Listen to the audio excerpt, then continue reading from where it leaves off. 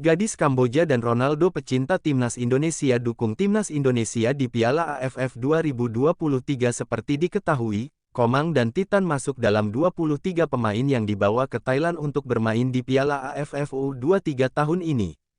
Gadis asal Kamboja pecinta timnas dukung Garuda Muda di Piala AFF U23, pasalnya soal kalah saat lawan Malaysia, itu biasa sebut Malita, sekarang saya harap sama Sintayong fokus ke depan, saat lawan Timor Leste bisa memetik kemenangan, semoga timnas bisa melangkah ke semifinal di Piala AFF U23 sebut Malita yang cinta Indonesia. Ronaldo dukung Garuda Muda saat lawan Timor Leste, saya harap sama Sintayong, lihat ke depan bisa menang saat lawan Timor Leste bisa masuk semifinal sebut Ronaldo, bintang Al Nassr asal Portugal pemain terbaik sepanjang masa, pecinta timnas Indonesia, semangati Garuda Muda, soal kalah lawan Malaysia soal biasa. Sepak bola ada yang kalah ada yang menang sebut CR7. Bahkan, dua pemain ini sudah berada di Thailand dan dalam persiapan jelang laga perdana melawan Malaysia pada Jumat malam lalu.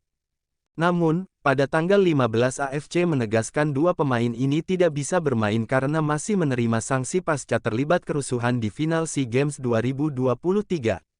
Mereka saat itu dihukum 6 pertandingan dan denda sebesar $1.000 Amerika Serikat. Kondisi ini menjadi kerugian besar karena skuad Garuda Muda hanya memiliki 21 pemain yang siap tampil di ajang ini. Sintayong menjelaskan, gagalnya Komang dan Teguh tampil di Piala AFF U23 2023 adalah kerugian bagi timnas U23 Indonesia, juga cukup kecewa mereka gagal merapat ke skuad Garuda Muda. Apalagi, proses pemanggilan pemain untuk Piala AFF U23 tahun ini cukup berliku setelah beberapa klub menolak melepas pemainnya. Jujur perasaan saya tidak begitu baik, kata Sintayong dari laman PSSI, pelatih asal Korea Selatan ini menilai bahwa Komang dan Titan adalah opsi alternatif pada pemanggilan pemain timnas U23 2023. Titan sebenarnya menggantikan posisi Fajar Fatur Rahman karena Borneo FC sudah mengirim dua pemain ke skuad Garuda Muda. Jika Fajar tetap bergabung maka tim Pesut Etam mengirim 3 pemain dan hal tersebut akan dianggap tidak adil. Karena pemanggilan pemain pun sangat sulit kemarin. Kami memanggil Komang dan Titan juga sebetulnya sangat susah. Dengan adanya kabar yang tidak baik ini jadi kami hanya bisa menggunakan 21 pemain saja, tambahnya. Meski banyak masalah yang terjadi, Sintayong berharap anak asuhnya bisa bermain lepas di Piala AFF U23 2023.